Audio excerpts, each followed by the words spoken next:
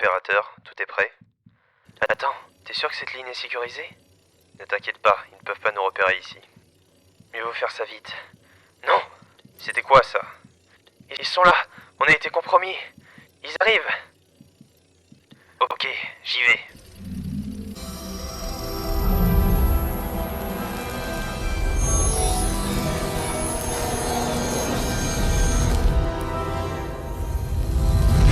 S'il y a bien une œuvre filmique qui brille autant par sa complexité que la multiplicité des réactions qu'elle a suscitées, c'est bien Matrix.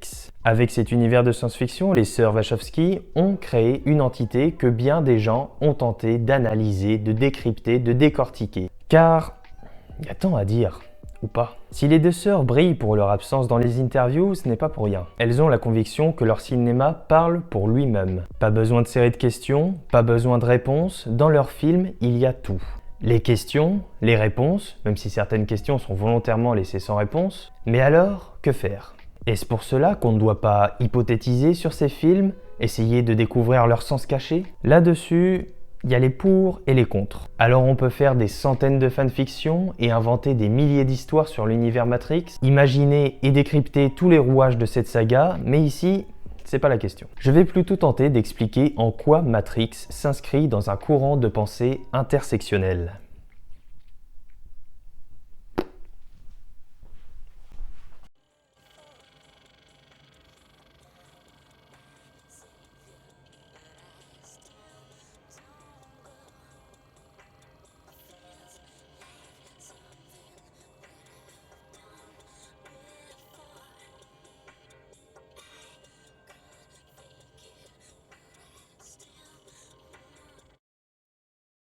L'intersectionnalité est un courant de pensée qui s'est développé dans les années 90 aux États-Unis, théorisé par l'universitaire féministe afro-américaine Kimberly Williams Crenshaw dans une enquête publiée en 1991. Celle-ci portait sur les violences subies par des femmes de couleur au sein des classes défavorisées aux US. Elle s'intéresse au racisme et au sexisme subis par ces femmes afro-américaines afin d'évaluer les paramètres et toutes leurs conséquences en matière de pouvoir et mieux expliquer pourquoi elles n'étaient pas prises en compte dans les discours féministes à cette époque. Le développement du féminisme noir va alors contester les représentations dominantes avec le reproche majoritaire d'un faux universalisme dominant. C'est l'idée que les femmes blanches des classes moyennes auraient parlé en leur nom. Un terme qui a depuis été repris maintes et maintes fois par les scientifiques étudiant les sciences humaines, notamment les sociologues, comme en France avec Éléonore Lépinard.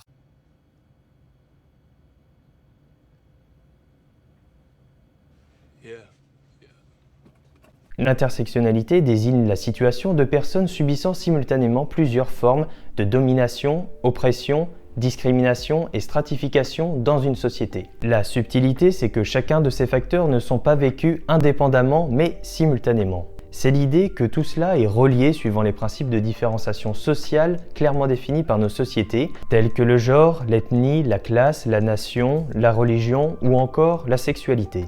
Si on suit cette pensée, c'est l'idée que tous ces rapports ne peuvent pas être étudiés séparément, puisque l'idée c'est qu'ils sont intrinsèquement liés les uns aux autres. Bon, une fois qu'on a dit ça, quel rapport avec Matrix? Eh bien parce qu'en fait, Matrix c'est ça. Les sœurs Wachowski ont construit leur histoire en y inculquant volontairement cette notion d'intersectionnalité, afin de donner du corps, de donner un sens à cette histoire et pour proposer une réflexion inédite au travers d'une réalité fictionnelle et pourtant bien ancrée dans la nôtre. D'abord, il faut avant tout voir la matrice comme une société au sens organique du terme. On a ici un monde créé de toutes pièces par des machines régi par une série d'algorithmes complexes. Un mécanisme qui fonctionne pour et par lui-même, mais qui a néanmoins besoin des individus qui le composent pour fonctionner. La métaphore des êtres humains comme carburant est clairement matérialisée dans le monde réel, puisqu'ils servent par légion à l'alimentation de la matrice. La matrice, en tant qu'allégorie de notre société, est ainsi vue comme une prison, une entité qui supprime quelconque choix et liberté des individus et exploite leur énergie. Cette idée de la société comme une grande et écrasante machine, le sociologue Howard Baker l'a théorisée dans son ouvrage Telling About Society,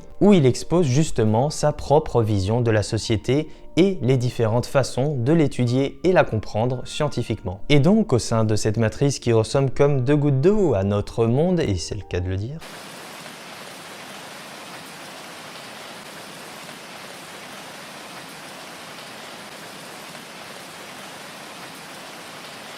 sont artificiellement reproduits les formes de domination et de hiérarchisation que les sœurs Wachowski tiennent à mettre en scène. Commençons avec le personnage de Morpheus. C'est un rebelle noir qui est hautement respecté et fait même office de prophète pour le héros principal. Mais lorsque dans le premier film il se fait capturer, il subit un interrogatoire douloureux par plusieurs hommes blancs exerçant leur domination ethnique sur celui qu'ils prennent pour inférieur à leur statut autoritaire. Et on reviendra plus tard sur la signification des agents. À la fin de la scène, Morpheus puise dans les dernières forces qui lui restent et brise les chaînes à ses poignets pour s'envoler vers la liberté. C'est donc une allégorie très picturale de l'esclavagisme. De même pour les personnages de Dozer et Tank qui se revendiquent Born Free. C'est une référence au nom que se donne une partie de la jeune génération sud-africaine pour affirmer leur liberté et se souvenir de l'apartheid dans le pays. La métaphore est celle des machines qui sont vues comme une autorité ségrégationniste, en référence directe avec le passé des discriminations ethniques en Afrique du Sud. Et puis le premier film se termine sur l'excellent titre Wake Up de Rage Against the Machine qui évoque les assassinats de leader noir américain dans les années 60 aux US. Morpheus est alors mis sur un même piédestal que Malcolm X ou Martin Luther King. Les réalisatrices mettent ainsi en avant les différentes dérives racistes de notre société. Mais elles ne s'arrêtent pas là. Elles évoquent également avec Zion l'idée d'avoir une micro-société idéalisée où se mêlent tout type et toute origine.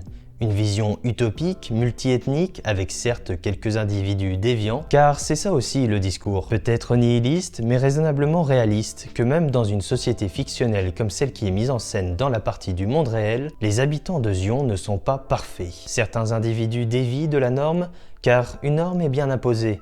Même si certaines libertés sont visuellement exprimées, notamment avec une liberté sexuelle avec le segment orgasmique du second volet, c'est un groupe d'individus qui sont contraints de vivre sous une autorité militaire. Ainsi, la société hiérarchisée précédemment dénoncée est alors reproduite mais sous une autre forme. La Matrice, quant à elle, est un monde dénué de toute émotion, d'où cette fameuse colorimétrie verte. Celle-ci viendra ensuite évoluer pour du jaune orangé quand Neo en prendra le contrôle et viendra apporter l'amour. En attendant, on a une société uniformisée, fade, majoritairement dominée par la machine capitaliste et ce dès les premières secondes du second volet.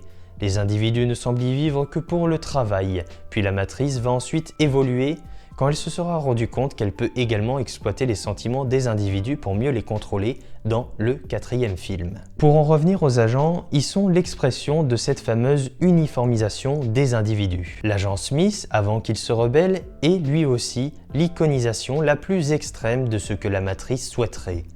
Des individus respectant l'ordre et les règles établies, n'ayant aucun sentiment, aucune personnalité, aucune émotion apparente, ne vivant que pour faire fonctionner cette machine, cette société. Avec son nom banal et son apparence dénuée de tout signe distinctif, l'agent Smith se rapporte à ce que l'on pourrait interpréter comme un individu idéal typique des êtres que la société de consommation voudrait qu'on soit, c'est-à-dire une accentuation à l'extrême de la vision du citoyen parfait. Il est guidé et n'existe que pour sa fonction, à savoir faire respecter les règles, et cette vision il la propage volontairement, sans laisser le choix aux autres individus. Ceux-ci se conformisent alors à son image, telle une propagande d'État totalitariste. Et propager une vision extrémiste forcée à tous, ça porte un nom. Le fascisme. Globalement, on peut dire que l'agent Smith est un gros facho.